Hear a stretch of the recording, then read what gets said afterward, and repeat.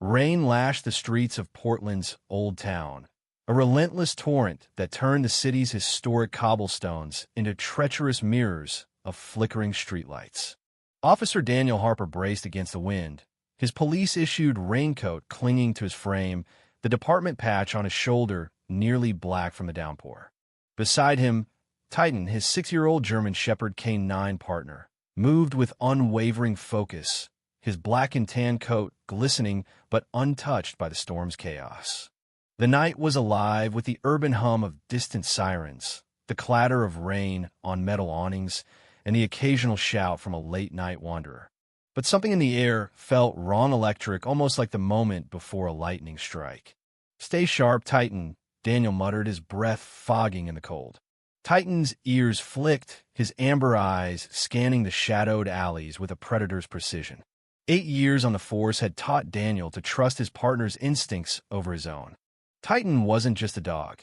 He was a sentinel, a living extension of Daniel's senses, capable of detecting threats no human could perceive. Tonight, those senses were on edge. The radio crackled in Daniel's ear. K9-7, this is dispatch. Reports of suspicious active VY, tie near Mason and 4th, behind the old Whitaker building. Caller heard strange noises, possibly voices. Can you check it out? K9-7, copy, Daniel replied, his voice steady despite the unease creeping up his spine. We're 3 blocks out. MOVYing now. He glanced at Titan, who was already alert, nose twitching as if he'd caught a scent on the wind. Probably just kids messing around, right? Daniel said, more to himself and the dog. But Titan's rigid posture told a different story. The Whitaker building loomed ahead, a 19th-century brick monolith restored to house upscale lofts and boutique shops. Its Sayre VYC alley, a narrow canyon of towering walls and rusted fire escapes, was a known haunt for vagrants and thrill-seekers. Daniel swept his flashlight across the building's facade, the beam cutting through the rain like a blade. Let's take the back, he said, guiding Titan toward the alley's mouth. That's when everything changed. Titan froze mid-step, his body transforming from fluid grace to a statue of coiled tension. His ears shot forward, tail rigid, every muscle quivering beneath his soaked fur. Daniel's heart kicked up a notch. He'd seen Titan alert to drugs, weapons, even buried explosives during their training, but this was different. There was no eager wag, no anticipatory whine. Instead, a low, guttural growl rumbled from the shepherd's chest, barely audible over the rain. His eyes locked on the alley's depths, where the darkness seemed to swallow the flashlight's beam. "What is it, boy?" Daniel whispered, his hand instinctively dropping to his holster. He scanned the alley dumpsters, scattered trash, the glint of wet metal, but saw nothing. Titan's growl deepened, and for the first time in their 5-year partnership, the dog took a step backward, pressing against Daniel's leg. Fear. Daniel had never seen Titan afraid, not of gunfire, not of flames, not of anything. The sight sent a cold spike through his chest. "Dispatch, K9-7, Daniel said into his radio, his voice tight. "I'm at the alley behind Whitaker." Titan's showing unusual BHA VY or extreme alertness, possible fear, requesting backup to investigate. "Copy, K9-7, the dispatcher replied. "Units 14 and 19 en route. ETA 5 minutes. Daniel tried to coax Titan forward. "Titan, advance," he commanded, his tone firm but laced with unease. The dog didn't budge. His eyes remained fixed on the alley, as if staring at something Daniel couldn't see. Memories of their academy training flooded back, the instructor's words echoing. Dogs don't just sense what's there, they sense what's wrong. If your K9 acts like this, trust him. It might save your life. The alley stretched before them, its brick walls rising like the sides of a tomb. Fire escapes zigzagged overhead, their metal steps slick with rain. Daniel's flashlight beam flickered, as if the darkness itself was fighting back. "Titan, what's out there?" he murmured, his pulse hammering. The dog's only response was another low growl, his body rigid as stone. Minutes later, the splash of boots announced the arrival of officers Saren Gwynn and Jamal Carter. Sarah's flashlight joined Daniel's, carving new paths through the gloom. "What's going on, Harper?" she asked, her hand resting on her weapon as she scanned the alley. "It's Titan," Daniel said, nodding at the still frozen shepherd. "We were checking the call when he locked up like this. Won't move, won't retreat. I've never seen him act this way." Jamal raised an eyebrow, his tone skeptical. "So we're here because your dog spooked? Could be a raccoon, a bad smell, who knows?" "No," Daniel said firmly. "Titan doesn't spook. Not by animals, not by suspects, not by anything.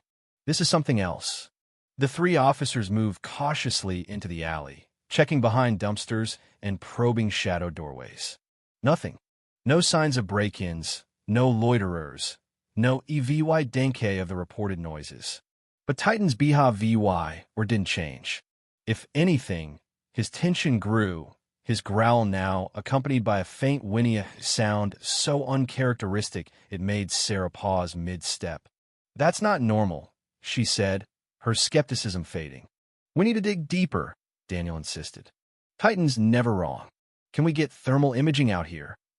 Officer Lena Voss, the department's tech specialist, arrived 10 minutes later, her thermal imaging unit slung over her shoulder. Rain beaded on the DVY's case as she set it up beside their patrol car. "What are we looking for?" she asked, calibrating the scanner. "Anything that explains this," Daniel said, gesturing to Titan, who remained rooted at the alley's entrance.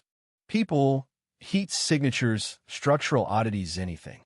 Lena raised the thermal VYUer, sweeping it across the alley. Her brow furrowed. "That's weird," she said, adjusting the settings. "There's a pattern of cold and warm spots deeper in, not consistent with normal heat dispersion. It's like something's interfering with the readings." The officers advanced, Lena leading with the thermal scanner. About 70 feet in, the DVYC picked up a significant anomaly near the base of the wall, hidden behind a rusted dumpster. "There," Lena said, pointing. "That area is showing a cold spot that shouldn't exist." Daniel directed his flashlight to the spot. At first, it looked like part of the building's foundation, but closer inspection revealed a subtle seam in the brickwork, outlining a concealed door. The bricks here were slightly newer, their edges too clean for century-old structure. Jamal nudged the dumpster aside, revealing scuff marks on the ground VY denke of recent movement. The door's lock was scratched, the surrounding dust disturbed. "Look at this," Sarah said, her flashlight catching a small symbol etched into the door's metal frame. A circle enclosing a stylized eye, with 6 radiating lines like spokes. It wasn't graffiti, it was deliberate, precise, almost ceremonial. "Document it," Daniel said, snapping photos with his phone. "Dispatch, K9-7. We found a concealed entrance behind the Whitaker building, signs of recent active VY tie. Requesting Detective DVY Shaun and additional backup. Détective Sullivan en route." Detective Claire Sullivan arrived 15 minutes later, her sharp eyes scanning the scene beneath the brim of a rain-soaked cap. At 48, she was a department veteran, known for her ability to unravel cases others deemed unsolvable. She studied the carved symbol, her expression darkening. "I've seen this before," she said, her voice low. 2 cases in the last 18 months: human trafficking, high-end operations. This symbol marks their hubs. We're going in full tactical authorization." The door yielded to specialized tools, revealing a narrow stairwell descending into darkness. The air was thick with the scent of damp brick and something sharper, almost chemical. "Titan stays with Sarah," Claire instructed. Given his reaction, we can't risk. She was cut off by Titan's sudden movement. After nearly an hour of paralysis, the shepherd surged forward, stopping at the stairwell's edge. His fear had vanished, replaced by a fierce determination. Daniel exchanged a glance with Claire. "He wants a lead," he said. "Your call," Claire replied. "You know him best." Titan descended first, followed by Daniel, Claire, and 3 other officers. Their flashlights illuminated a tunnel reinforced with modern metal bracing, electrical conduits running along the ceiling. The floor was swept clean, the work of someone with resources. This isn't a squatter's den, Claire observed. Someone's invested serious money here. The tunnel stretched 120 yards before opening into a chamber that reeked of recent use. Sleeping bags were stacked against one wall. A generator hummed faintly in the corner, and most chilling restraints were bolted to the brick, size for different wrists. Titan circled the room, nose working, before alerting on a metal locker beneath a folding table. Daniel opened it, revealing stacks of passports, IDs, and personal effects, different names, different countries, but all belonging to young adults, mostly teens. Claire examined a map pinned to the wall, her jaw tightening. This is the old smuggling network from the 1920s, expanded with new tunnels. They're using it to move people via Thames through the city. Titan tensed again, facing one of the chamber's 3 branching tunnels. This time, his posture was unmistakable. He'd caught a fresh scent. He's got something, Daniel said, drawing his weapon. Which tunnel? Claire consulted the map. That one leads toward the river. There's a junction 250 yards out, then it splits. We need tactical teams to secure the other exits. She radioed for support, then nodded to Daniel. Your dog's telling us there's someone down there. We're not waiting. Titan led them deeper, his earlier hesitation gone. The tunnel widened, revealing more signs of renovation: LED lights, reinforced walls, even a ventilation system. The junction chamber was vast, its 5 branching passages like the spokes of a wheel. Claire checked her GPS. We're under the old Meridian Bank, now condos. Perfect, cover people in and out all day, no one questions it.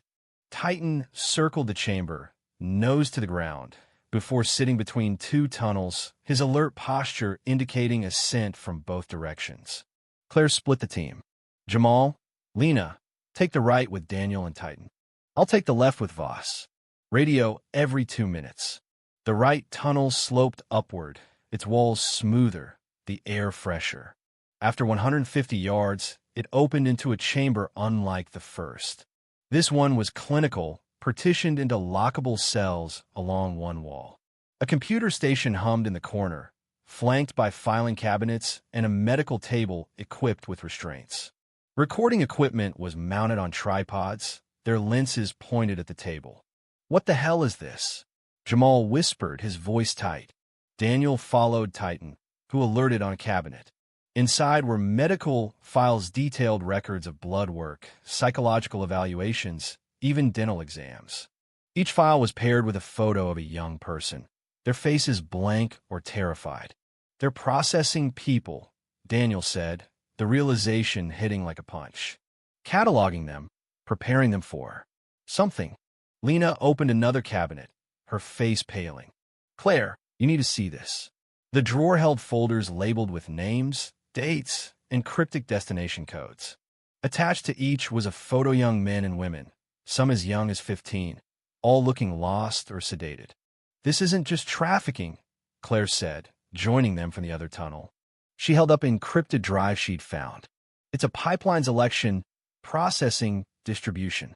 We found financial records in the other chamber.